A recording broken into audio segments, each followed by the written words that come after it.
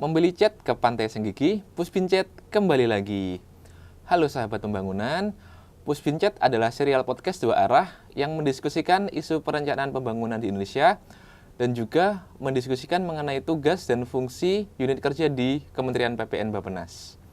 Puspin Chat akan didistribusikan secara eksklusif di kanal YouTube Puspin Diklatren. Puspin Chat kali ini akan dipandu oleh saya, Billy Pramana, dan kita kedatangan salah satu perencana di Puspin Diklatren. Siapa dia? Dia adalah Mas Iksan Maulana. Halo. Ya, Mas Iksan, kita boleh langsung ngobrol-ngobrol aja mungkin? Ya, silakan. Oke. Jadi kita akan membahas tentang pembinaan fungsional perencana. Dulu kan di Bappenas itu ada yang namanya buku hijau. Nah, buku hijau ini. Nah, tapi kan saat ini udah banyak nih Mas Iksan peraturan-peraturan yang mempengaruhi bagaimana fungsional perencana menjalankan tugasnya, bagaimana fungsional perencana punya kebijakan-kebijakan khusus. Mungkin sambil mengenalkan diri Mas Iksan, bisa dijelaskan juga aturan-aturan yang berlaku dan mungkin ada perubahan aturan juga yang mempengaruhi bagaimana pembinaan jabatan fungsional perencana di Indonesia. Ya. Silahkan Mas Iksan. Halo sahabat pembangunan, perkenalkan nama saya Iksan. Saya sekarang bertugas di unit kerja Puspin Diklatren, Bappenas. Saat ini saya menjabat sebagai fungsional perencana ahli muda di Puspin Diklatren. Benar Mas Billy, ini kita dulu menyebutnya kitab hijau ya. Kitab ini berisi peraturan perundang-undangan yang mengatur tentang manajemen kinerja bagi PNS ya, yang menjabat sebagai fungsional perencana seperti itu. Nah, tapi ini buku ini ada peraturan Kemenpan ya nomor 16 tahun 2001 tentang jabatan fungsional perencana dan angka kreditnya. Nah, ini sudah banyak berubah ya, terutama di tahun 2019 kemarin terbit Permenpan nomor 13 tahun 2019. Nah, kemudian kita mencoba untuk merevisi mengikuti aturan-aturan terbaru. Dan yang terakhir terbit Permenpan 1 tahun 2023 ya. Nah, itu juga terkait dengan jabatan fungsional. Kita harus kembali mengikuti aturan-aturan yang ada di dalam peraturan tersebut. Gitu. Jadi banyak sekali dinamika yang sudah terjadi sejak terbitnya buku ini sampai sekarang, sekitar ya hampir 22-23 tahun ya jabatan fungsional perencana berdiri gitu Mas Billy. Itu dari banyak aturan yang tadi disebutin sama Mas Iksan, kebijakan apa yang mempengaruhi pembinaan fungsional perencana? Yang mungkin tiba-tiba ada sesuatu huru-hara mungkin ya, atau ada badai kebijakan yang mungkin punya pengaruh bagaimana membina fungsional perencana di Indonesia? Ya. Sebenarnya sebelumnya kita perkenalkan dulu ya, di Indonesia ini ada Kementerian Pan-RB dan BKN yang mengelola tentang manajemen ASN ya, sekarang sudah ASN ya, aparatur sipil negara seperti itu. Nah, kemudian ada lagi di dalamnya itu ada jabatan struktural dan fungsional. Nah, kita fokus ke fungsional dulu ya. Bappenas ini selaku instansi pembina jabatan fungsional perencana perlu nih untuk menata kembali terkait dengan pengelolaan ASN perencana pasca terbitnya peraturan-peraturan baru tersebut gitu ya. Jadi nanti kita saya sendiri kebetulan memang ditugaskan untuk terus memantau terbitnya peraturan-peraturan baru dari Menpan dan juga BKN. Kemudian kita harus menyesuaikan juga di regulasi-regulasi terkait dengan jabatan fungsional perencana, kira-kira seperti itu. Jadi saat ini memang tugas saya juga masih terus ya untuk memantau untuk perubahan-perubahan regulasi tersebut, gitu Mas Billy. Kalau ini Pak Iksan, kalau jumlah fungsional perencana di Indonesia, Pak Iksan tahu nggak kira-kira berapa? Ya, ini saya juga memantau ya terkait dengan fungsional perencana di Indonesia ini sejak tahun 2019. Kebetulan saya baru join di Puspin Diklatren itu. Pada saat itu jumlah perencana yang berdasarkan data yang kita miliki itu sekitar 1045 kalau nggak salah ya.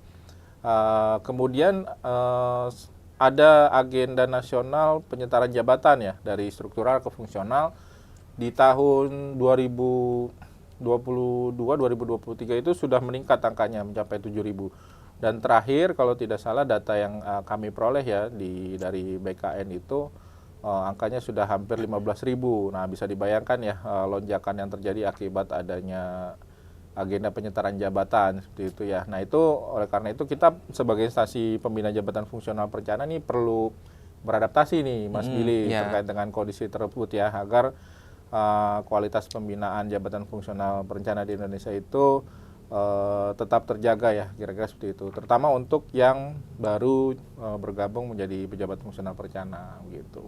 Berarti itu dalam waktu 2 tahun saja karena ada penyetaraan, jumlah perencana yang awalnya cuma sekitar 1.000 langsung menjadi 7 kali lipat 7.000 Pak Ihsan ya? Mas Ihsan. Iya, sekarang sudah hampir 15.000. Sekarang sudah hampir 15.000, 15 kali lipat sahabat pembangunan. Iya. Itu luar biasa. Dampak penyetaraan lain itu apa Pak Mas Ihsan?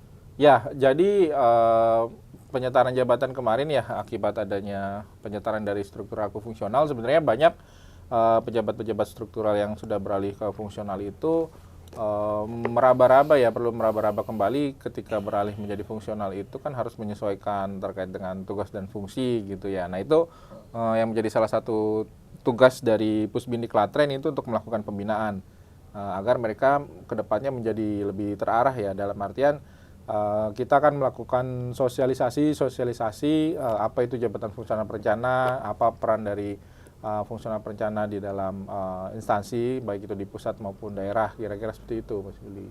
Oh, berarti pengaruhnya juga lumayan banyak Mas Ihsan ya, dari 15 kali lipat itu ke pembinaan seluruhan ke fungsional perencananya. Iya, betul Mas Nah Billy. itu kalau mungkin boleh menggali dulu, pembinaan fungsional perencanaan itu kira-kira isinya apa saja? Ya, oke. Ya kalau misalkan terkait dengan manajemen ASN secara umum ya, ini seperti satu track ya atau satu jalur yang sebenarnya membentuk siklus gitu ya. Dimulai dari kita pemetaan terlebih dahulu nih, dalam artian orang mau bangun rumah itu harus ada skemanya atau sketnya ya. Di dalamnya itu akan ada kamar-kamar. Nah, kamar-kamar tersebut di dalam manajemen ASN ini disebut formasi. Nah, formasi itu setelah penyetaran jabatan ini agak sedikit carut marut seperti itu ya. Iya. Nah itu yang coba kita rapikan dulu gitu. Jadi formasi harapannya di seluruh instansi itu dirapikan lagi untuk formasi-formasinya, terutama untuk fungsional perencana. Kira-kira kedepannya butuh berapa fungsional perencana masing-masing instansi. Kemudian yang kedua, nanti setelah ada formasi baru bisa direkrut ya, seperti itu jabatan fungsional. Nah ini kita ada beberapa jalur perekrutan nih Mas Billy. iya. Ada melalui jalur tes CPNS, kemudian juga sekarang ada fasilitas untuk yang P3K ya, seperti itu. Betul. Nah kita juga ada jalur perpindahan jabatan dari fungsional tertentu ke fungsional perencana, dan juga dari struktural, mungkin pejabat struktural eselon 3-4 yang mau beralih menjadi fungsional perencana juga ada seperti itu. Nah setelah direkrut tersebut ya itu tadi tugas dari instansi pembina mengenalkan nih fungsional perencana itu apa sih, tugasnya apa seperti itu, kemudian perannya di instansi apa ya. Ini kita ngomong perencanaan pembangunan ya, bukan perencanaan organisasi. Jadi kita tugas-tugas perencana yang ada kaitannya dengan dokumen-dokumen perencanaan pembangunan yang lebih tinggi, kayak RPJP, rencana pembangunan jangka panjang, RPJM menengah, RKP tahunan, atau Renstra ya, kalau di daerah-daerah OPD itu Renstra, rencana strategis gitu Mas. Itu kan berarti sebelum ada fungsional perencana, berarti harus dibangun dulu formasinya. Nah, kayak main bola ini kayaknya. Nah, itu gimana sih Pak Mas Ihsan caranya nyusun formasinya? Apakah langsung kita bisa ajukan formasi perencanaan di pemerintah kabupaten, pemerintah provinsi, atau kementerian lembaga tertentu itu seperti ini? Atau memang ada cara-cara khusus, mekanisme khusus yang bisa digunakan untuk menyusun formasi itu? Ya, baik. Jadi di tahun 2023 itu Pusbin di Klatren dengan terbitnya peraturan Menteri PAN ya nomor 1 2023 itu kita coba menyesuaikan nih, untuk formasi itu harus ada ukuran baru atau alat ukur baru ya. Karena menurut kami Permenpan 1 2020 pada saat itu kan perhitungannya masih berdasarkan butir-butir kegiatan ya. Kalau Permenpan 1 2023 ini sudah output kegiatan. Jadi menurut kami harus ada yang baru. Nah, kami kebetulan sedang menyusun peraturan Menteri PPN Bappenas tentang penghitungan formasi. Nah, nanti kalau sudah terbit kita akan sosialisasikan. Tapi sebelum terbit sebenarnya kami juga sudah banyak mengeluarkan rekomendasi ya terkait dengan formasi. Untuk langkah-langkahnya kami sudah melakukan sosialisasi 2 kali ya melalui Zoom ya. Tapi ini untuk level nasional, nanti bisa dicek di YouTube Pusbin di Klatren seperti itu. Yang penting adalah ini harus di-lead oleh bagian organisasi, karena bagian organisasi yang mengetahui di internal instansinya itu ada organisasi apa saja dan kemudian didampingi oleh kepegawaian seperti itu ya.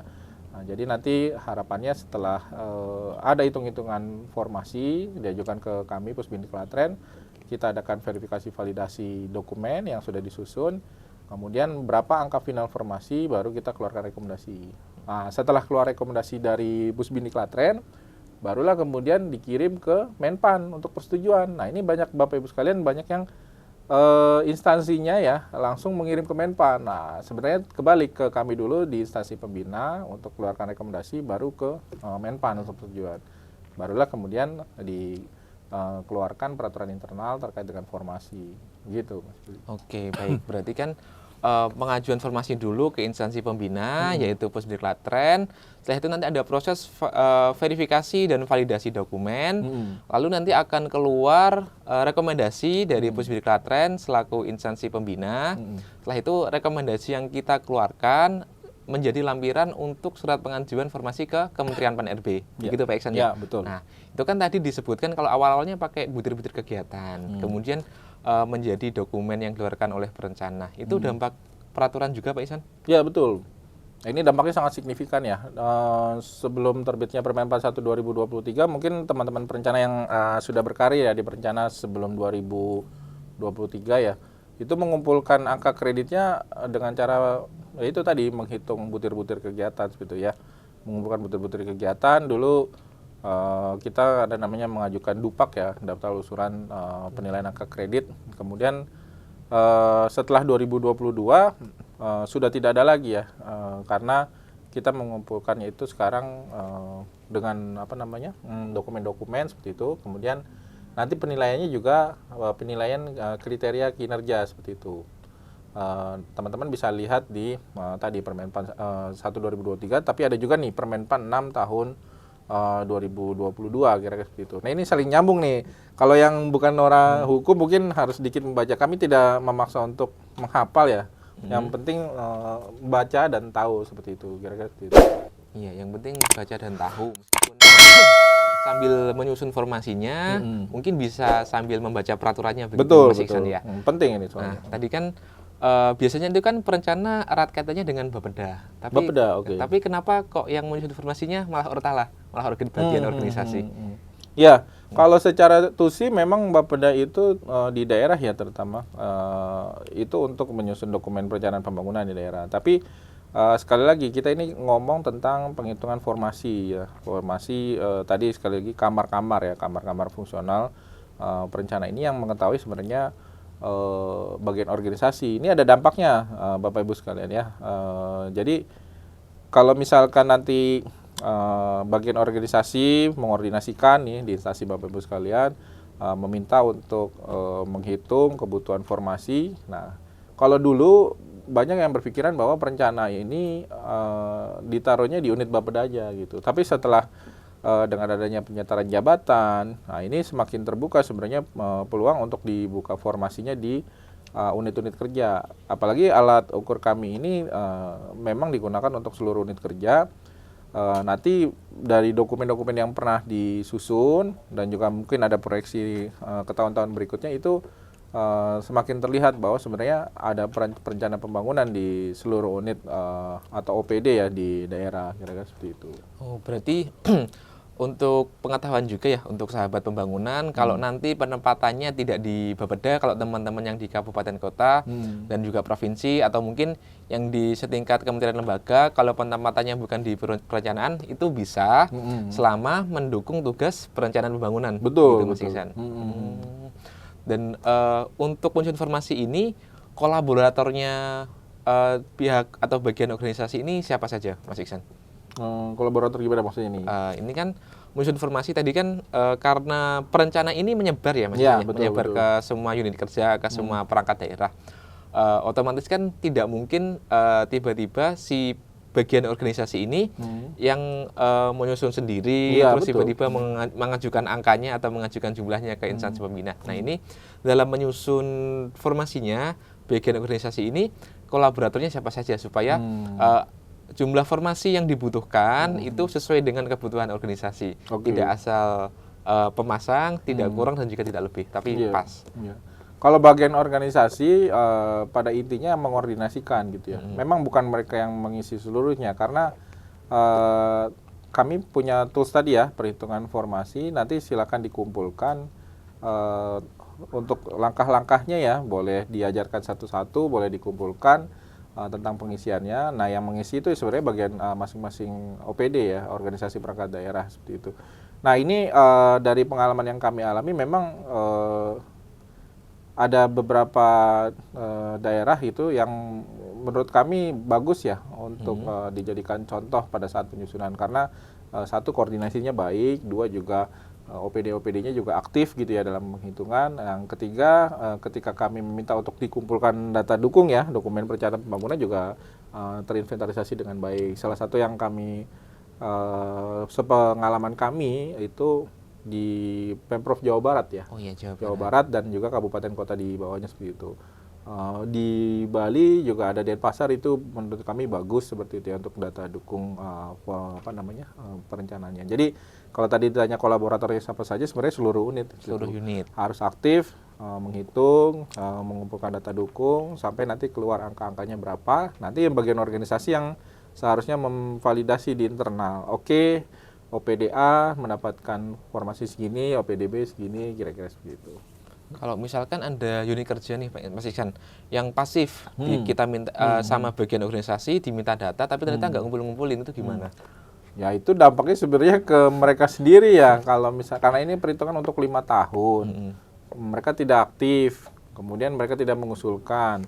Nah, suatu saat ternyata dalam berjalannya kegiatan organisasi ternyata butuh perencanaan. Nah ini dampaknya kami mengeluarkan rekomendasi itu untuk 5 tahun. Tidak bisa misalkan dikeluarkan 2024, ntar nyusul deh di 2025. Nah itu nggak bisa. Kami setelah mengeluarkan rekomendasi baru bisa mengevaluasi setelah 3 tahun gitu. Nanti itu bisa dievaluasi apakah misalkan angkanya belum dapat terpenuhi maksimal. Nah nanti kita bisa mengevaluasi berapa angka yang tepat. Atau misalkan ada organisasi baru yang muncul karena memang arahan dari pimpinan di daerah atau bahkan di pusat seperti itu ya.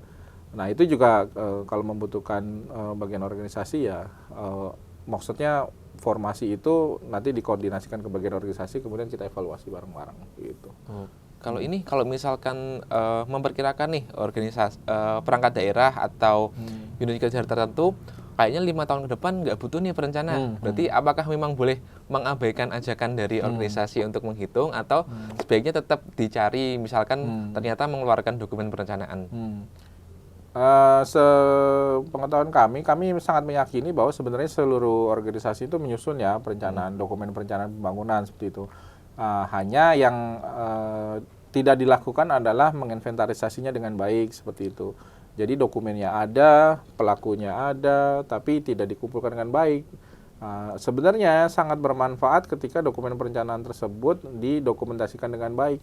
Karena apa? Karena sekali lagi ke depan itu agar tidak mengulangi sejarah masa lalu, misalkan terjadi tanda kutip ya pembangunan yang kurang maksimal. Nah itu sebenarnya kan kita bisa lihat ya di dokumen-dokumen sebelumnya. Itu dari sisi pemanfaatan dokumen. Tapi dari sisi formasi juga ini dokumen yang dihasilkan itu pada akhirnya nanti menunjukkan beban kerja. Nah beban kerja itu butuh berapa orang untuk menghasilkan dokumen tersebut. Itulah kenapa formasi ini menjadi penting.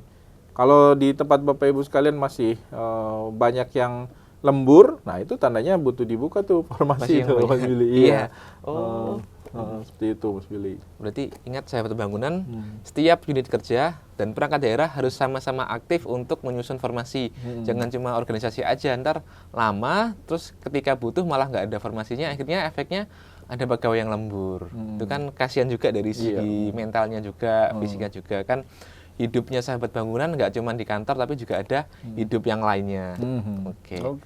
Terus tadi kan formasi itu dibutuhinya juga buat rekrutmen salah satunya Pak Mas Iksan ya. Untuk penyetaraan, untuk rekrutmen calon aparatur sipil negara, sama untuk perpindahan jabatan. Nah dari 3 jalur rekrutmen ini yang paling mendampak atau paling mempengaruhi penghitungan formasi itu yang mana Mas Iksan? Ya sebenarnya sama aja ya, dalam artian kebutuhan organisasi pasti berubah-ubah gitu ya. Nah, tadi kalau beberapa jalur rekrutmen itu Ya sekali lagi untuk melihat bagaimana kebutuhan organisasinya. Nah, misalkan yang sekarang lagi ngetren nih untuk yang perekrutan CP3K nih. Nah, CP3K juga ada formasinya. Nah, formasinya itu untuk entah itu perencana atau fungsional yang lain seperti itu. Itu diatur di internal seperti itu. Silakan nanti untuk pergerakannya atau dinamika perekrutannya itu, nah itu kenapa akhirnya bagian kepegawaian perlu untuk mendampingi. Jadi setelah tahu formasi perencana ada sekian, dalam jangka waktu 5 tahun kira-kira akan direkrut berapa setiap tahunnya dan di unit organisasi yang mana gitu. Jadi memang perlu kolaborasi ya. Perlu kolaborasi semua unit kerja. Betul. Nah, itu untuk jenis informasinya apakah nanti dibedakan khusus untuk penyetaraan segini, khusus untuk CP3K segini, khusus untuk CPNS segini, khusus untuk perpindahan dan kenaikan jenjang segini, atau seperti apa? Enggak sih, enggak. Jadi satu berarti ya? Di lebih jadi satu. Cuman sekali lagi dinamikanya, nah, siapa tahu ada yang pensiun atau ada yang pindah ke jabatan lain karena memang kebutuhan organisasi. Nah itu pencatatan menjadi penting. Dan jangan lupa kalau sudah direkrut, dilaporkan ke instansi pembina bahwa di instansi kami sudah ada beberapa perencana gitu. Jadi pergerakan angkanya itu kami tetap terpantau. Gitu, mohon maaf. Oke. Lalu ini Mas Ihsan, tadi kan ada beberapa juga dari formasi, kemudian formasi itu ada bisa merekrut ASN atau calon ASN untuk mengisi formasi itu. Nah, itu perbedaannya dari jalur penyetaraan, jalur calon ASN dan jalur lainnya itu perbedaannya di mana? Nah, ini kita mulai masuk ke pembinaan ya. Iya. Dan kalau Bapak Ibu sekalian yang merekrut perencana melalui jalur CPNS, itu nanti ada langkah-langkah selanjutnya ya. Jadi setelah terekrut, kemudian CPNS dan diangkat menjadi PNS, itu harus langsung diangkat nih menjadi perencana. Kalau memang direkrutnya formasinya perencana ya. Nah, nanti setelah menjadi PNS itu dalam jangka waktu 3 tahun wajib mengikuti pelatihan perencana pertama seperti itu. Nah, itu menjadi syarat untuk manajerial seperti itu, harus ikut uji pelatihan dan lulus uji kompetensi perencana pertama. Bedanya dengan yang perpindahan jabatan atau misalkan jalur P3K itu tidak ada tuh pelatihan perencana pertamanya. Jadi karena memang berdasarkan pengalaman, mereka langsung masuk, langsung bertugas nih di perencanaan. Yang ada adalah semuanya harus mendapatkan kesempatan meningkatkan kapasitas nih, skill melalui pelatihan-pelatihan perencanaan, teknis perencanaan seperti itu ya. Di Pusbini Klatren banyak menyediakan beasiswa ya untuk pelatihan-pelatihan perencanaan, bisa dicek di website Pusbini Klatren ya. Oke. Untuk Bapak sekalian. Ya, seperti itu. Berarti kan yang dari jalur CSN tadi begitu menduduki atau dinyatakan lulus CSN nih, Mas Ihsan, bisa langsung menjadi perencana tanpa uji kompetensi seperti yang tadi perpindahan. Tapi itu durasinya berapa lama dari CASN sampai bisa menduduki fungsional perencana? Ya, biasanya sih setelah diangkat menjadi CASN ya sekarang. CASN itu setahun ya, setahun diangkat menjadi PNS. Itu juga berdasarkan rekomendasi dan hasil penilaian ya dari pimpinan langsung. Nah, kemudian setelah diangkat PNS baru diangkat menjadi fungsional perencana seperti itu. Kira-kira setahun lah kalau dari pengalaman saya juga waktu itu setahun. Rata-rata setelah dari CASN, kemudian setahun kemudian baru bisa menjadi fungsional perencana. Ya. Berarti untuk pengangkatannya bisa dibarengkan ketika huruf C-nya hilang, Mas Ihsan ya? Ya, bisa. Ada beberapa instansi yang memang melaksanakan bersamaan ya atau berbarengan. Berarti kalau vitamin C-nya udah cukup, bisa langsung diangkat sebagai PNS, bisa langsung diangkat sebagai fungsional perencana. Nah, tapi kan tadi kalau untuk yang dari jalur CSN tadi, setelah dilantik sebagai fungsional perencana, wajib mengikuti pelatihan dan lulus uji kompetensi. Tapi yang perpindahan jabatan ini, setelah lulus uji kompetensi, langsung dilantik dan tidak ada kewajiban untuk mengikuti pelatihan. Itu kenapa seperti itu? Ya itu karena untuk yang contoh untuk yang P3K ya, kan ada syarat misalkan sudah 2 tahun minimal bekerja di unit atau instansi seperti itu ya. Dan tusi-tusinya sebenarnya sudah mengarah menjadi seorang perencana kira-kira seperti itu. Nah, tapi memang harus ada penilaian juga ya dari internal bahwa memang kandidat-kandidat ini berkualitas atau pantas untuk diusulkan menjadi pegawai P3K misalkan itu. Nah, sama juga untuk yang perpindahan jabatan ya dari fungsional ke fungsional perencana atau dari struktural ke fungsional perencana. Nah, itu karena mereka memang sudah memiliki kompetensi. Nah, kita ada namanya standar kompetensi ya, Bapak Ibu sekalian. Jadi kompetensi itu yang dimiliki sehingga dibuktikan dengan tadi ya, kalau pejabat struktural ada SK pengangkatan ya berarti memang berkompetensi seperti itu. Nah itu boleh nanti menyesuaikan pada saat mendaftar uji kompetensi, menyesuaikan dengan jenjang jabatannya seperti itu. Sehingga untuk pelatihan perencanaan pertama tidak diperlukan lagi. Yang diperlukan adalah tadi pelatihan peningkatan kapasitas. Nah itulah kita masuk ke pembinaan perencanaan seperti itu ya. Jadi alurnya tadi setelah perekrutan dibina seperti itu ya, termasuk tadi dikembangkan kapasitasnya melalui pelatihan-pelatihan gitu. Oke, berarti kalau yang rekrutmen atau fungsional perencanaan di jalur CASN ini perlu pelatihan untuk menyesuaikan kembali dan juga untuk menambah kompetensinya di bidang perencanaan pembangunan. Kalau untuk yang perpindahan itu kan sudah melalui uji kompetensi dianggap sudah mumpuni, tapi masih perlu beberapa pelatihan untuk pengembangan kompetensinya. Betul. Nah, kalau satu lagi Mas Iksan, tadi kan menyebutkan mengenai penyetaraan. Itu rekrutmennya seperti apa?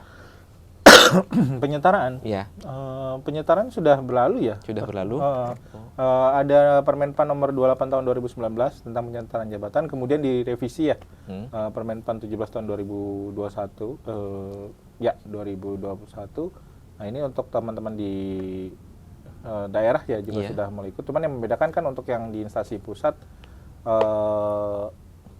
untuk level eselon 3 dan 4 ya. Tapi untuk yang di daerah saat ini masih yang untuk level eselon 4. Tapi tidak ditutup kemungkinan nanti ke depan untuk level eselon 3 juga akan di penyetaraan jabatan. Tergantung kebijakan dari pemerintah. Dan mungkin juga nanti kita menunggu juga ya apabila presiden baru sudah dilantik, apakah ada kebijakan baru, ya itu masih menjadi misteri. Kira gitu. Masih bertanya-tanya kita. Malah deh. Okay. Kalau tadi kan yang dari jalur CASN di jalur perpindahan harus uji kompetensi. Yang penyetaraan perlu uji kompetensi juga kah? Enggak perlu. Enggak, itu udah fasilitas dari presiden itu untuk penyetaraan jabatan. Tidak perlu lagi ada uji kompetensi seperti itu ya, langsung dialihkan jadi fungsional seperti itu. Kecuali ada kecualinya. Ada pengecualian. Apabila background pendidikannya itu tidak memenuhi standar kompetensi untuk perencana. Jadi maksudnya kalau menjadi seorang perencana kan standarnya adalah latar belakang pendidikannya D4 atau S1. Yeah. Nah, kalau yang masih D3, nah itu perlu uji kompetensi sebenarnya. Jadi ada beberapa masukan dari daerah tuh, ada yang penyetaraan jabatan tapi level pendidikannya di bawah standar seperti itu. Satu, harus ikut uji kompetensi. Yang kedua, dalam tenggat waktu tertentu harus sudah memenuhi ya, dalam artian pendidikannya harus di standar D4 atau S1. Gitu. Oke, itu teman-teman sahabat pembangunan. Jadi tadi disampaikan oleh Mas Iksan, untuk mengisi slot atau mengisi kursi-kursi fungsional perencana harus ada formasi terlebih dahulu. Dan jalur untuk masuknya itu ada 3. Ada jalur calon perencana, calon ASN, kemudian ada jalur perpindahan dan dari jalur penyetaraan. Untuk yang penyetaraan tidak perlu uji kompetensi kecuali pendidikannya di bawah S1 atau D4. Untuk teman-teman yang merasa punya rekan yang masih di bawah D4 atau S1 dan ternyata merupakan fungsional perencana hasil penyetaraan dan belum menyampaikan kepada kami untuk mengikuti uji kompetensi, silahkan langsung melapor kepada kami untuk nanti bisa mengikuti uji kompetensi. Kita ikuti aturan saja supaya aman, Mas. Ya, betul. Oke, mungkin untuk closing Mas Iksan ada pesan-pesan untuk sahabat pembangunan? Ya, terakhir ya dari kami di Pusbin Diklatren, teman-teman yang sudah join menjadi pejabat fungsional perencana, kami ucapkan selamat ya. Ada yang sudah lulus uji kompetensi, ada yang lulus uji CP3K, ada yang lulus CASN. Kami ucapkan selamat, dan apabila sudah dilatih, sekali lagi jangan diam, harus aktif, gali informasi sebanyak-banyaknya. Pusbin Diklatren banyak menawarkan beasiswa, pelatihan, dan pendidikan. Ada yang mau melanjutkan jenjang pendidikan yang lebih tinggi, S2 atau S3, ya bisa berkomunikasi ke kami. Dan untuk beasiswa pelatihan juga ya, intinya menjadi seorang perencana itu karena memang kedepannya sangat diperlukan ya oleh bangsa negara, kira-kira seperti itu. Silakan nanti aktif untuk menggali informasi ke Pusbin Diklatren terkait dengan pengembangan kompetensi jabatan fungsional perencana.